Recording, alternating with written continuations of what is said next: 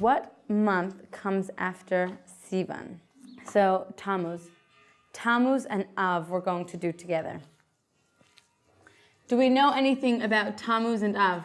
Not such great. Yes, why? They're not such great months. Av is the saddest month on the Jewish calendar. Yes. Why? Do we know, what do we have then? Tisha B'Av. What? Tisha B'Av, yes. And in Tammuz we have, did you say something? Oh, Tisha B'Av. Okay. And do you know what we have in Tammuz? The 3 weeks. The start of the 3-week period. That's what we're discussing. We have Tammuz and Av, which we are doing together. In Tammuz, it's a bit of a heavy class, we have a fast day called 17th of Tammuz. That's what Shabbos Nachamu means. Excuse me, messy handwriting. Shabbos Nachamu. That is the 17th Shiva Esrei, right? Sheva and Eser. So Shiva Esrei, Shabbos Nachamu means the 17th of Tammuz. It's a fast day. We'll speak about why. It starts what we call the 3-week period. Has anyone ever heard of this? Yes, everyone's heard of this. Oh, great. Okay. What happened? What is the 3 weeks? Wait, what's the last day of the 3 weeks? Tisha B'Av, which means? 9. Yeah, right, Tisha, 9. 9 of Av. And then you have this process is called the 3 weeks. And what are the days before Tisha B'Av called? Rhymes with line days. 9 days, thank you. 9 days. Okay, you have the 9 days. So this is the process that we are discussing. You have the 17th of Tammuz, which starts a mourning period for the Jewish nation called the 3 weeks. Shabbos Nachamu means now the 3 weeks are starting. Ask your local Orthodox rabbi what customs you have. The basic ones are we don't listen to music during this time, we don't have weddings during this time, right? People don't get haircuts during this time. Similar to, what was the other time period when we did this also? Yeah. Before Lag BaOmer. The Omer, right? The Omer. So you have what's called the 3 weeks. Shabbos Nachamu is a fast day. You have the last 9 days. Why 9 days? Because what's 9 days?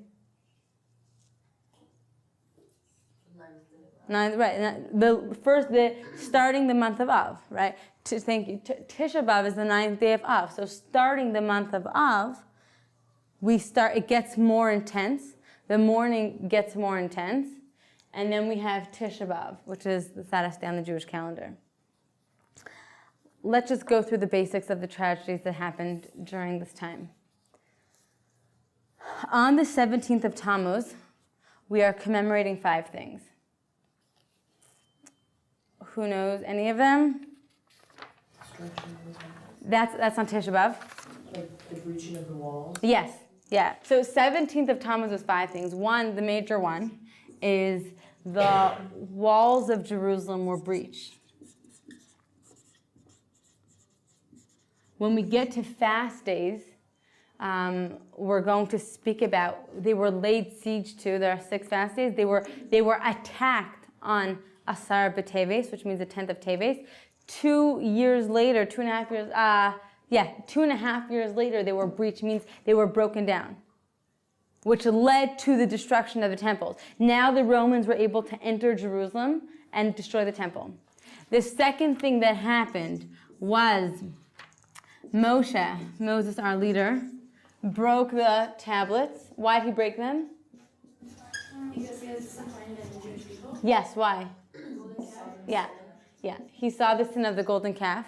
He was coming down from the mountain, and he saw them worshiping the golden calf. He dropped it.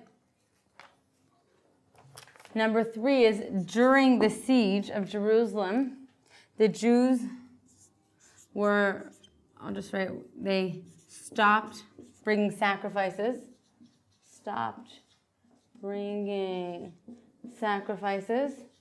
There was a lack of sheep. So they had to cease bringing all their korbanot. Number 4 is there was someone named Apostomus, who the Talmud is not so clear who he was, but he was Roman, burned the Torah. Someone named Apostomus burned, a Torah scroll was burned, destroyed. And number 5 is an idol was placed in the temple. That was all on one day. Different time periods, but these all happened on the 17th of Tammuz. And throughout history, things continuously happen on the 17th of Tammuz and Tisha B'Av. It is the craziest thing. HaKadosh Baruch Hu says let's just go through tragedies and we'll speak about it. It's wild. Tisha B'Av is mourning. What was the original sin of Tisha B'Av? Why is it arbitrarily chosen, which nothing is arbitrary? Why is it chosen as the saddest day on the Jewish calendar, as a day of destruction? Day of the temple. Yes, but why that day? What was the original sin of the day? Oh, wait, was it, okay, there were like 2 times that the temple was broken, right? Yeah. So one of them was like the Jewish people were like not right to each other. Yes, those are the sins of Was that not this? That is the reason why the temples were destroyed. You're right. The temples were destroyed. The first one for the 3 major sins, which was idol worship, immorality, and murder. And the second one, which is why we're still in exile today, is because they weren't next to each other.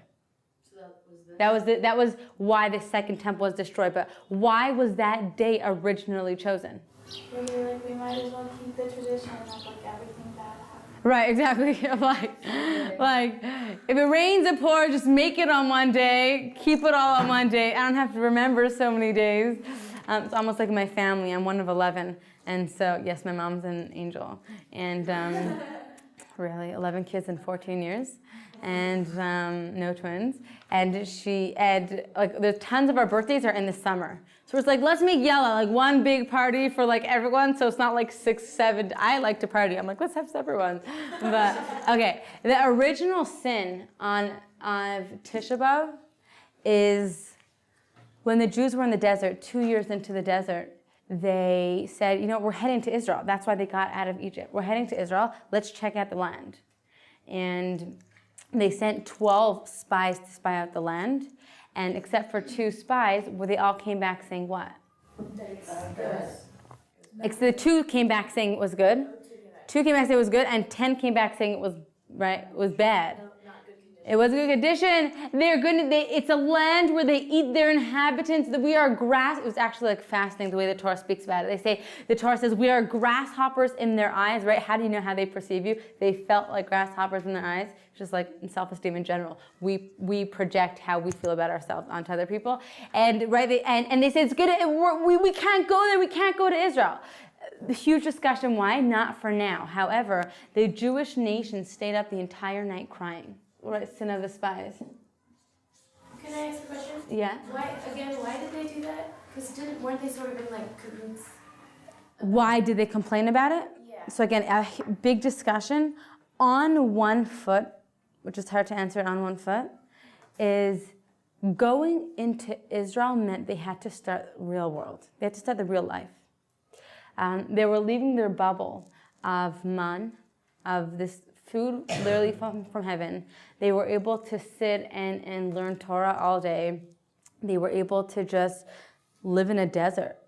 And going into Israel meant building the temple, having taxes, bringing sacrifices, right? And it meant work. And they thought, let's stay here. Let's stay in this little bubble and not have to do that. However, we know the role, responsibility, and mission of the Jewish people is to go out into the world. So on one foot, that's why. So God said they stayed up a whole night crying.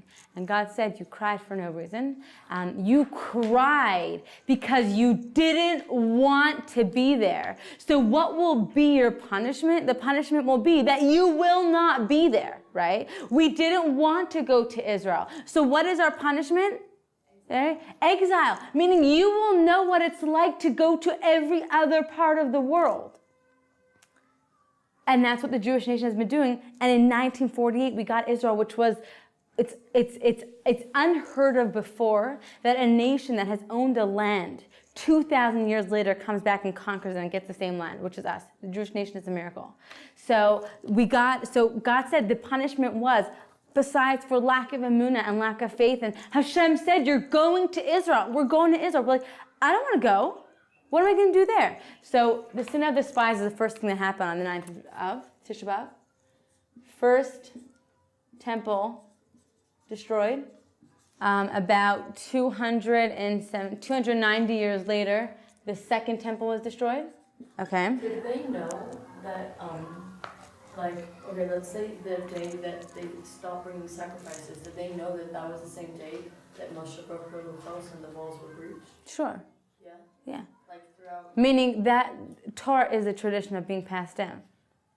You're saying just because we now have a history book? Yeah, no, they knew it. That's what. We only have it written down because they passed it down to each other. Yeah. So that makes sense. So the first and second temples were destroyed. You have what's called massacre of Bar Kokhba. We'll call it the Bar Kokhba revolt. Where was that? There was a city of Beitar that basically there was someone named Bar Kokhba. He started a revolt, a revolution, and the whole city of Beitar basically just got totally destroyed. And Romans plowed over Temple Mount. Besides, for these, historically speaking, what happened on those days, on this day, on Tisha B'Av, I'm not going to write it down because there are so many. I'm just going to list you a few, but there are so many. In 1290, Common Era, the Jews were expelled from England on Tisha B'Av. In 1306, the Jews were expelled from France on Tisha B'Av. In 1306. In 1492, Queen Isabella and Ferdinand ordered all the Jews to leave Spain. They had 4 months to prepare, and the last day they had to leave was on Tisha B'Av. Germany declared war with Russia on Tisha B'Av, which started World War I, which started World War II. In 1942, the mass deportation of Jews from the Warsaw Ghetto to Treblinka happened, along with many, many other sins that, to save time, we won't go through. But There's only things that are happening now, like in those 9 days, like every year. that's what I was going to say, yeah. Tell us. No, like every year there's like, everyone was like, don't go even swim in the pool in the ocean, like, it's a summer, that's what I'm saying, that like, you can't do anything, like party or anything, because like things happen all the time. It's a time of caution for the Jewish nation because every year till today things happen. I count this 3 years already. 3 years ago, starting this is the third year, the 3 boys who were kidnapped, right? Eyal, Gilad, and Naphtali. They were kidnapped. It was also during this time period when we're all waiting on, It was in the 9 days? It was in this time period. I don't remember the exact date, but it was in this time period also during the 3 weeks. I'm pretty sure. I have to double check the date. It was in this time period because I remember feeling like, that's crazy. Yeah. So she was saying like it's like you were saying it was time of like caution. That's like why we don't. Is that why we don't like swim and stuff? Yeah. The reasons people try during the 9 days, we don't have meat, we don't drink wine, right? And during the 9 days, it's more intense. During the 3 weeks, people try not to, again, ask a local Orthodox rabbi, but the customs are to not go swimming because, again, just caution, drowning. There have been, unfortunately, many stories. Not to fly. People don't fly during this time. People don't, like, if you want to do skydiving, don't do it during this time. Any sorts of, like... So scary. I was literally going to go skydiving, like, a day before Tisha B'Av. Really? Yeah, like, I didn't realize, and then, like, there was no room or something happened, and then afterwards someone told me, like, oh, it was the stupidest idea. Yeah, wow. God was watching you. He was watching you. Okay, and then on Tisha B'Av, any questions on this timeline, right? The walls were breached, led to the destruction of the temple, first, second, and many other tragedies till today. There are car accidents and in the Catskills, like almost every year you hear of car accidents and deaths. Like, why does that happen? Like, why are bad things still happening during the holidays? Great question. Because we're in Galus. We're in exile. So until the Beis Hamikdash is destroyed, God said, this will be a day of mourning for you. The month of Av, which we're going to get to, why is the saddest month called, what does Av mean? Abba? Abba, Ima, what? Father, right? Av means dad, father. The saddest month of the Jewish year is called Av, is called father, which is interesting because you would think it should be called some other horrible name, but it's almost painful to say it, but that's the role a parent plays sometimes. I'll tell you a vivid example that I have personally. As when my daughter was younger, from about like 6 months till about a year and a half, she had asthma and she had bronchiolitis and she had all sorts of coughing and breathing issues. And we had to give her what we call an aero chamber, which is a puffer but for kids. It's like a mask you put on their face every day, twice a day. My daughter is very sensory sensitive, and she doesn't like she doesn't like being touched. She doesn't like things on her. Since she was a kid, she was like that, and we had to give her every single day, twice a day for like 6 months, and we had to take her every 3 weeks to an appointment at Shari Tzedek Hospital, the doctor. Okay, if I can describe to you the screaming that took place, you wouldn't believe it. It got to a point where, and every night when I had to do it, so my husband, I would hold her legs with one hand. My husband would hold, this is a 6-7 month old baby. My husband would hold down her hands, okay? And we'd be holding her mouth and I'd stick it on her face. If I can describe to you her face, screaming as my husband and I are holding this child down. And I said to her, Chaviva, I promise you it's because I love you. I almost had tears. It's the most painful. Also, when I take her, it's like nothing more painful than that, because you're the only person in the world, you and your husband, that they trust. Like, I trust you with everything. And now you're holding me down so this evil man can stick something into me, right? And I'm like, I promise you it's because I love you. So Tisha B'Av, we're not getting into why bad things happen to good people. It's a whole something that I can't even attempt to explain. I don't understand it myself. What I do know is God made this month called Av, called Father, because you're saying, why is it still happening today? Because we are still in exile, because that sin is still happening today. We're still lacking emunah. We still don't look to Kadosh Baruch Hu. We still don't connect with each other. The temple was destroyed. Like you said, the second temple was destroyed. Tell us. Because people were like speaking slander about each other. Yeah, they weren't getting along with each other. They were talking bad about each other. Right? And that temple never got rebuilt. The first one did. That one never did. So it's still going on. It's a very technical question. So like on Tisha B'Av, or a day before Tisha B'Av, I'm not really sure. I had a flight to Israel, back to Israel, and someone told me, a rabbi, he said that it was okay because I was coming to Israel. Does that make any sense? Is that a thing? It is a thing, yeah. Yeah, if you're coming to Israel, then it's okay? I'm not a rabbi. I didn't hear that specific example, but it could be that rabbi thought, if you don't get on a flight now, you probably wouldn't end up coming to Israel. Was that in the cards also, that maybe you wouldn't have gone? Maybe would have second. It was already booked, and I don't know, it was well. Okay, so it could be. Is that like exile, so they're coming here? Is that? Could be. It could be. It could be. It's definitely not against halacha. It's not against halacha. It's not a halacha not to do these things on Tisha B'Av. Some of them are.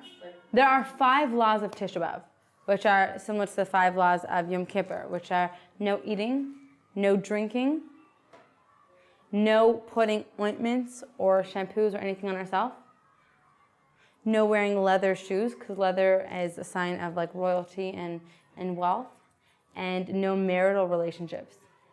So those are the 5 laws of Tisha B'Av that are asur. During the 9 days, the 3 weeks, so these are customs. Eating meat and drinking wine are halacha. And then other things, I'm not a rabbi, so I can't possibly, give a halachic ruling for you. But I know that people do. It's recommended not to, but it does have. 3 weeks you're not supposed to wear leather? No, just Tisha B'Av. So the wine and meat is halal. Yeah. All right, Yom Kippur and Tisha B'Av are also those are the two major fast days. We'll speak about fast days, those are the two major ones. And Tisha B'Av and Yom Kippur, they both start the night before.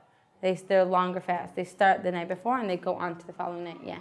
So people like don't have celebrations or like birthdays or weddings or bar mitzvahs or anything in that time? Yeah. That's why it's really hard to book a wedding hall for right after Tisha B'Av, because they're all booked. Like let's say someone's birthday falls then. My brother-in-law's birthday is on Tisha B'Av. Oh my God. And my sister-in-law's is on Yom Kippur. No way. Yeah. But so let's say like a boy needs to do his bar mitzvah and it's like right then he needs to wait. No, they do it. There's also, my husband once went to a bris that was on Tisha B'Av. No way. Yeah, a bris that was on Tisha B'Av. Was there like food and stuff? No, you can't. No, you can't. They didn't. There wasn't any food. Yes, people like, but they do say, again, these are halachas, so I don't want to get into it too much. But because halacha is so important, I can't possibly say the wrong thing. They do say that if someone's going to get engaged, because it is such a miracle, if you want to put it, and it's for two soulmates to find each other, and for someone, it's hard for women and men to get married, and it's just been hard. They say don't push off an engagement. So people do get engaged during this time. But it's only 1 day. You know what I mean? Like they could. No, I'm talking about during the 3 weeks. During the 3 weeks, people don't have parties. So Keep Shabbat, right? You still Shabbos is the time you have wine and meat. still even like the Shabbos before and after Tisha B'Av, you like put the sadness on hold to have Shabbos. Yes. Yeah, always. And I forgot, thank you for reminding me, I forgot one more part, which is called Shabbat Nachamu, which is the Shabbos directly after Tisha B'Av. So if Tisha B'Av falls out on Thursday, that Shabbos is Shabbos Nachamu. Nachamu means comfort. If you know someone who's named Nechama, it means comfort. Or Nachum, it means comfort. So Shabbos Nachamu is a Shabbos of comfort, which is basically around the world there's just like parties and music, and not on Shabbos. After Saturday night it's a Shabbos of comfort, which we're going to get to. Okay.